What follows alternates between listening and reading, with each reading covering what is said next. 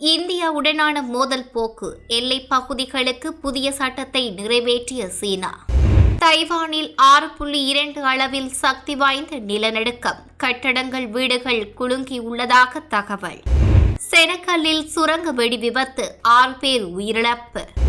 ஈரானில் பதவியேற்பு விழாவில் ஆளுநர் மீது தாக்குதல். ஆப்கான் சரிவை நோக்கி செல்கிறது, ஸ்வீடன் பாகிஸ்தான் எச்சரிக்கை. மியான்மரில் ஆட்சி கவிழ்ப்புக்கு பின்னர் பாரிய மனித உரிமை மீறல், ஐநா தெரிவிப்பு. நைஜீரியாவில் உள்ள சிறையில் பயங்கரவாதிகள் வெடிகுண்டு தாக்குதல், 800 கைதிகள் தப்பியோட்டம். தடுப்பூசியில் இந்தியா மாபெரும் சக்தி, அமெரிக்கா ஒப்புதல். கண்களுக்கு விருந்தளிக்கும் வகையில் புர்ஜ் கலிஃபாவில் ஒளியமைப்பு. அமெரிக்காவில் பூஸ்டர் தடுப்பூசி செலுத்தும் பணிகள் தீவிரம்.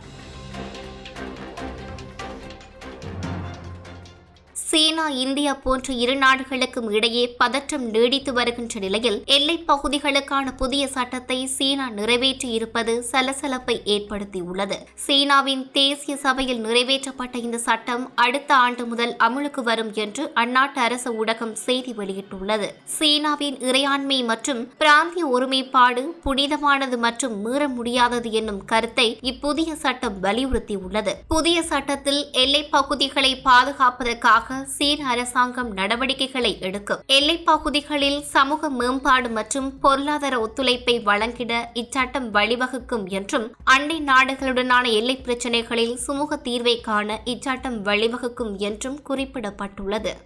தைவானில் இன்று சக்தி வாய்ந்த நிலநடுக்கம் ஏற்பட்டுள்ளது. இந்த நிலநடுக்கம் ரிக்டர் அளவுகோலில் 6.2 பதிவாகியுள்ளது. இந்த நிலநடுக்கம் காரணமாக கட்டடங்கள் வீடுகள் குலுங்கியதால் பரபரப்பு ஏற்பட்டுள்ளது. தைவானில் வடகிழக்கு ஜிலான் மாவட்டத்தில் பிற்பகல் 1:11 மணிக்கு 42 மைல் ஆழத்தில் சக்தி வாய்ந்த நிலநடுக்கம் ஏற்பட்டது. இந்த நிலநடுக்கம் 67 கிலோமீட்டர் ஆழத்தில் ஏற்பட்டுள்ளதாகவும், இதன் காரணமாக ஏற்பட்ட சக்தி வாய்ந்த அதிர்வலைகள் தலைநகர் தைபே வரை உணரப்பட்டதாகவும் தெரிவிக்கப்பட்டுள்ளது. ஆனால் தைவானின் மத்திய வானிலை ஆய்வு மையம் நிலநடுக்கம் 6.5 பதிவாகியுள்ளதாக தெரிவித்துள்ளது. இந்த நிலநடுக்கத்தால் ஏற்பட்ட உயிரிழப்புகள், பாதிப்புகள் குறித்து தகவல்கள் இதுவரை கிடைக்கப்பெறவில்லை.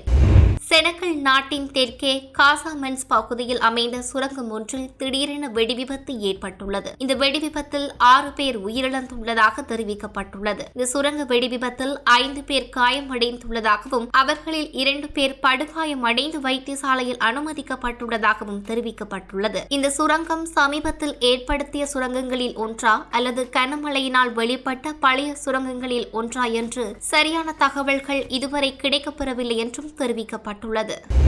ஈரானில் பதவியேற்பு விழா மேடையில் பேசிக் கொண்டிருந்த ஆளுநரை மர்ம நபர் ஒருவர் தாக்கிய காணொளிகள் தற்போது சமூக வலைதளங்களில் வைரலாகி வருகின்றன.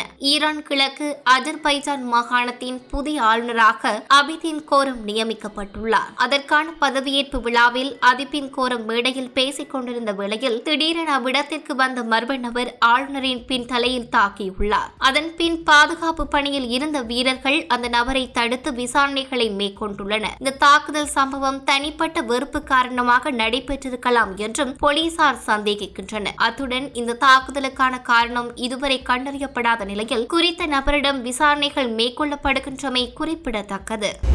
ஆப்கானிஸ்தான் சரிவை நோக்கி சென்று கொண்டிருப்பதாக ஸ்வீடனும் பாகிஸ்தானும் எச்சரித்துள்ளன. ஆப்கானிஸ்தானின் இச்சூழல் பயங்கரவாத குழுக்களின் கையோங்குவதற்கு வழி சமைக்கலாம் என்று ஸ்வீடனின் அபிவிருத்தி அமைச்சர் தெரிவித்துள்ளார். அனைத்துலக சமூகமும் விரைந்து செயற்படாவிட்டால் ஆப்கானிஸ்தான் விரைவில் நிலைகுலைந்துவிடும் என்றும் தெரிவித்துள்ளனர். தலிபான்களுக்கு ஸ்வீடன் நிதியுதவி வழங்காது என்று கூறிய அவர், ஆப்கானிஸ்தான் குடிமை சமூக குழுக்கள் மூலம் மனிதநேய உதவிகளை அதிகரிக்கப் போவதாக தெரிவித்தார்.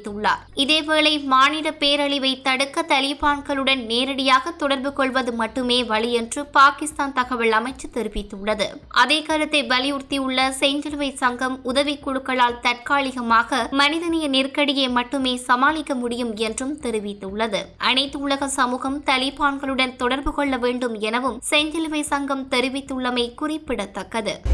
மியான்மரில் ஆட்சி கவிழ்ப்புக்கு பின்னர் பாரிய மனித உரிமை மீறல் இடம்பெற்றிருக்கலாம் என்று அஞ்சுவதாக ஐக்கிய நாடுகள் சபையின் விசேட பிரதிநிதி தெரிவித்துள்ளார். மியான்மர் தொடர்பாக ஐக்கிய நாடுகள் சபைக்கு வழங்கிய வருடாந்த அறிக்கையில் அவர் இதனை தெரிவித்துள்ளார். மேலும் மியான்மரின் ராணுவ அரசாங்கம் போர்க்குற்றங்களில் ஈடுபட்டுள்ளதாக அந்த ஆய்வுகள் சுட்டிக்காட்டியுள்ளன. தென்கிழக்காசிய நாடான மியான்மரில் கடந்த பிப்ரவரி மாதம் ஆட்சி கவிழ்ப்பு இடம்பெற்ற நிலையில் தற்போது நாடு உள்நாட்டு போரின் நிலையில் காணப்படுவதாக அவர் கூறியுள்ளார். குறிப்பாக ஆயிரக்கணக்கான படையினரும் பாரிய கனரக ஆயுதங்களும் மியான்மரின் வடக்கு மற்றும் வடமேற்கு பிராந்தியங்களில் உள்ள பகுதிகளுக்கு நகர்த்தப்படுவது குறித்த தகவல் கிடைத்துள்ளதாகவும் தெரிவித்துள்ளார்.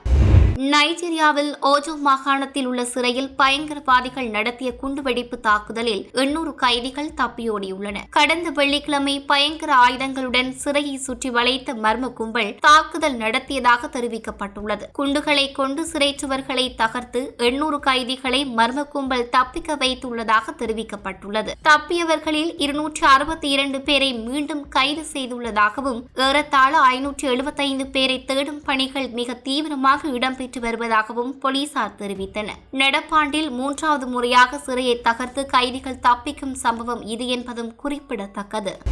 அமெரிக்காவின் சர்வதேச மேம்பாட்டு நிதிக் கழகம் அந்நாட்டின் மேம்பாட்டு வங்கியாகும். இது உலகமெங்கும் பல்வேறு நாடுகளின் முதலீடுகளை செய்து வருகிறது. இதன் தலைமை செயல் அதிகாரி டேவிட் மார்க்ஸ் உயர்மட்ட தூதுக்குழுவுடன் இன்று ஞாயிற்றுக்கிழமை இந்தியா வருகிறார். 26ஆம் தேதி வரை இங்கு சுற்றுப்பயணம் மேற்கொள்ள உள்ளதாக தெரிவிக்கப்பட்டுள்ளது. இவர் இந்தியா வரும் நிலையில் கொரோனா தடுப்பூசி உற்பத்தியில் இந்தியா பெரும் சக்தியாக திகழ்கின்றது என்பதை ஒப்புக்கொண்டுள்ளார். இதுபற்றி அவர் மேலும் பேசும்போது இந்தியா தடுப்பூசியில் பெரும் சக்தியாகும். அந்த நாட்டுடன் அமெரிக்காவின் பணி மக்களின் உயிரை காப்பாற்றுகிறது. 2.3 பில்லியன் டாலருக்கும் அதிகமான எங்களது முதலீட்டில் இந்தியா மிக முக்கியமான மிகப்பெரிய கூட்டாளி நாடாகும் என்றும் குறிப்பிட்டுள்ளார்.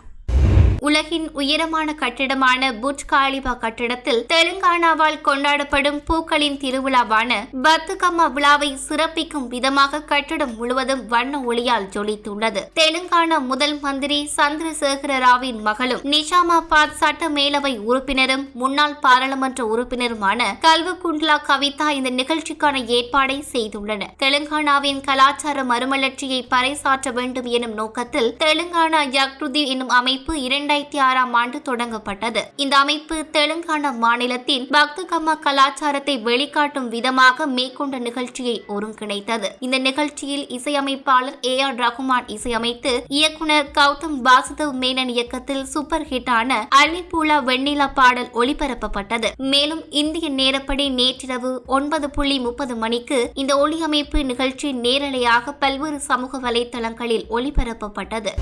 அமெரிக்காவில் நேற்று காலை நிலவரப்படி சுமார் 413 மில்லியன் டோஸ் கொரோனா தடுப்பூசி செலுத்தப்பட்டுள்ளதாக அந்நாட்டு நோய் கட்டுப்பாட்டு தடுப்பு நிலையம் தெரிவித்துள்ளது. தடுப்பூசி போடும் நடவடிக்கைகளை அமெரிக்கா தொடர்ந்தும் துரிதப்படுத்திக் கொண்டு வருகின்ற நிலையில் கிட்டத்தட்ட 13 மில்லியன் பேருக்கு பூஸ்டர் தடுப்பூசி செலுத்தப்பட்டுள்ளது. இருமுறை போடப்படும் மொடர்னா பைசர் தடுப்பூசிகளும் ஒருமுறை போடப்படும் ஜான்சன் அண்ட் ஜான்சன் தடுப்பூசிகளும் அங்கு பயன்படுத்தப்படுகின்றன. சுமார் 220 மில்லியன் பேர் முதல் டோஸையும் சுமார் 190 மில்லியன் பேர் முழுமையாகவும் தடுப்பூசியை செலுத்திக் கொண்டுள்ளதாக அந்நோய் கட்டுப்பாட்டு தடுப்பு நிலையம் தெரிவித்துள்ளது. இதுபோல மேலும் பல வீடியோக்களை பெற சமூகம் டிவி நியூஸ் சேனலை சப்ஸ்கிரைப் பண்ணிக்கோங்க. கூடவே பக்கத்தில் இருக்க பெல் ஐகானையும் கிளிக் பண்ணிக்கோங்க.